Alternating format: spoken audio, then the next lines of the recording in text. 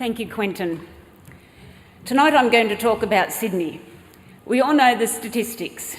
The metropolitan area will grow by more than 1 million people over the next 20 years, and jobs in the Sydney CBD will number in excess of 450,000, and a significant percentage of those workers will come by car.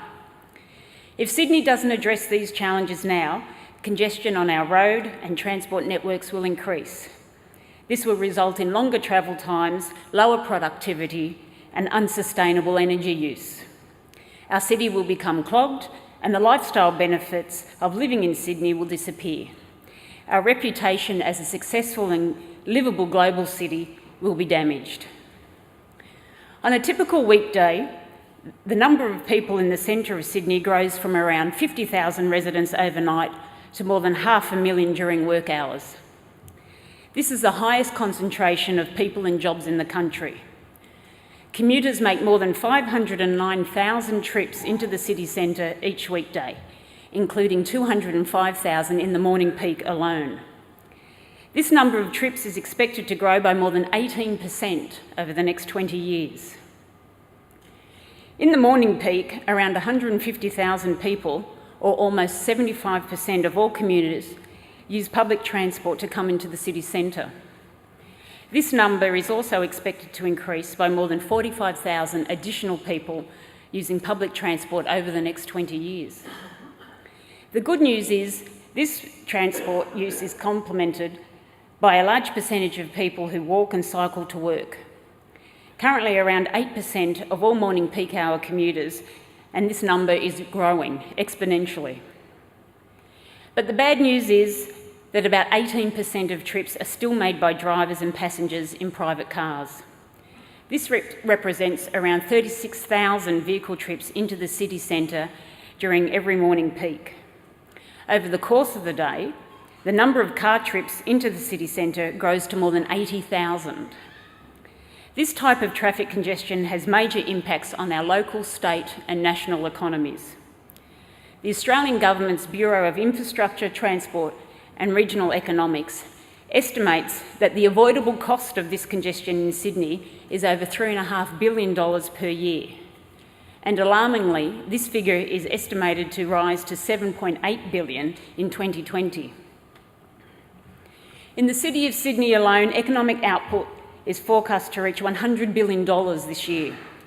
And by 2030, it is expected to reach $166 billion, two-thirds growth in real terms. Letting congestion eat away at this productivity by more than $3.5 billion per year is not sustainable. In fact, a recent report prepared by Deloitte Access Economics for the city says that, quote, "As Australia's largest and most global city, the functioning and performance of Sydney is a paramount concern, not only for its many residents, but for the country as a whole. Indeed, the city occupies a focal point in terms of Australia's broader commercial and cultural landscape and our engagement with the rest of the world." So what's the simple translation? We need to ensure that Sydney continues to function at a level where we remain economically competitive with other global cities. In the future, there will be more competition between cities. Cities will compete for work, investors and talent. Urban planners will have to ask questions like, how can we attract more young people and how can we make people feel safe? The way a city integrates its traffic and transport infrastructure into its urban environment will become critical factors for people when they choose to live in a city and where they choose to work in the future. That's why the transformation of George Street with light rail and pedestrianisation needs to happen. We need the sort of main street that other global cities have. Sydney needs to compete on an even footing for work, investors and talent. We need to maintain accessibility and mobility within the city. These factors have become significant indicators in measuring the success and attractiveness of global cities. Sydney has to replace the hundreds of buses that travel down George Street each day with a higher capacity, more reliable and less polluting mode of transport that provides opportunities for growth and allows more people to move between more businesses more easily. That's why the City of Sydney's plan for George Street was developed. Sustainable Sydney 2030 provides for improved public transport access and mobility within the city centre, whilst also increasing the opportunity for economic activity with the transformation of the urban environment. That's why the city has committed $180 million towards the transformation of George Street. We want a city-shaping transport solution, a solution that deals with the huge volumes of people entering the city and moving within it every day. You might call it greedy, but we want what other global cities have, a transport infrastructure solution that does it all. We want a mass transit system that improves accessibility and mobility within the CBD. We want an economic solution that provides opportunities for increased property values, increased business turnover, and greater productivity. And we want a solution that enables the transformation of the urban environment of George Street into a world-class street. Last month, the City Council unanimously voted to support the New South Wales Government's long-term transport master plan. The master plan takes an holistic approach to transport planning for the CBD. It contains an integrated land use, transport and economic strategy to help manage growth and its associated transport challenges in the city over the next 25 years. The government's plan recognises that whilst other metropolitan centres will become increasingly important for jobs over the next few years, the city centre will continue to attract the greatest share of jobs and demand a high level of investment in public transport. The government's Transport Master Plan proposes a series of integrated public transport and motorway solutions to tackle this issue over the coming years. Two important initiatives for the city centre include the construction of a second harbour rail crossing and the extension of the existing light rail service into the city centre along George Street. Importantly, part of the New South Wales Government's approach includes a $1 billion light rail extension into George Street that provides for seamless journeys between the education, health and sports precincts at Randwick and Moore Park into the heart of the CBD. Similar direct connections from the new Sydney Convention and Entertainment Centre into the city centre will also be possible for visitors wishing to hop on the light rail and travel to the CBD businesses and shops. Perhaps the most important aspect of the government's plan for light rail along George Street is its ease of use by customers. It's convenient, it's visible, it's easily accessible, and it's centrally located to capture some of the 1.4 million internal trips made by people within the city every day. The city supports the New South Wales Government's plan because it allows us to go from this to this, and from this to this, and finally from this to this.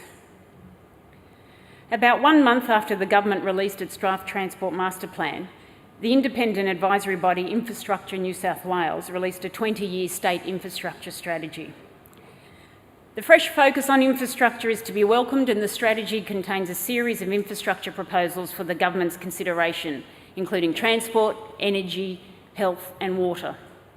Some of the recommended transport proposals include motorway connections and rail upgrades for Port Botany and Sydney Airport, important economic infrastructure which will contribute to the efficiency of the supply chains and competitiveness of Sydney's port.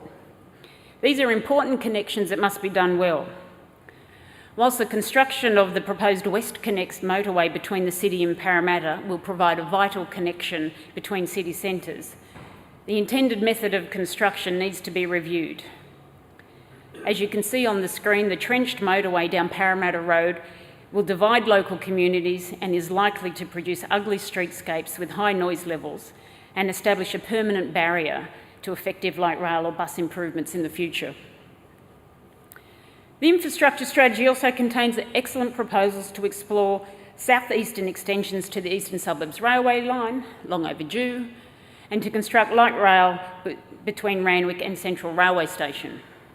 These proposals acknowledge that demands along this busy part of the global economic corridor need to be met by a range of transport modes that can provide higher capacities than buses alone, and this is a view that the city also holds. However, of significant concern is the recommendation to defer a second harbour rail crossing into the city centre. This would permanently constrain the capacity of our heavy rail network, the potential of central Sydney and the metropolitan area. Numerous expert studies over the last decade have determined that a new harbour rail crossing is required, and the city has long worked with the New South Wales Government to ensure identified underground rail corridors are protected. The Infrastructure New South Wales strategy would result in no second harbour rail crossing, meaning the proposed 60% increase in capacity across the city rail network as proposed by the government in its plan would be lost. Buses would have to try and do the job across the harbour bridge instead of trains. Perhaps the most disappointing aspect of the Infrastructure New South Wales strategy is the proposal to replace light rail in George Street with a $2 billion underground bus tunnel in the city. Instead of extending the existing light rail system down George Street, buses would dive from the harbour bridge into the old tram tunnels at Wynyard, travel via a new underground tunnel in the corridor currently identified for the second harbour rail crossing, and then they would emerge via a portal somewhere south of Town Hall on George Street. The proposed bus tunnel will not improve accessibility within the city centre, as it replicates what we already have, a north-south underground system with 2 stops at Wynyard and Town Hall.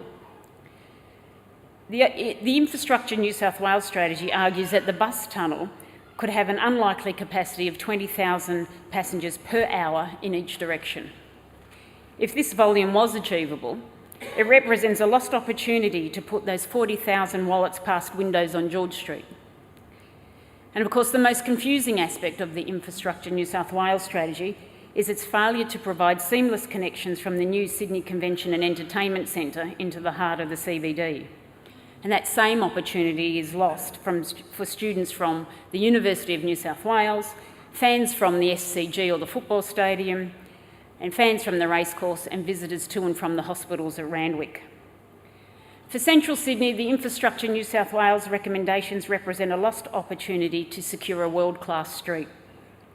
Despite the overwhelming consensus from business and other Sydney stakeholders for light rail on George Street, Infrastructure New South Wales recommends an underground busway that will effectively remove tourists, shoppers, commuters and visitors from the street, leaving a sterile and potentially unsafe pedestrian mall. The next few months are critical for the future of transport in Sydney. The New South Wales Government is faced with 2 choices: the Transport for New South Wales long-term master plan or the Infrastructure New South Wales 20-year state infrastructure strategy.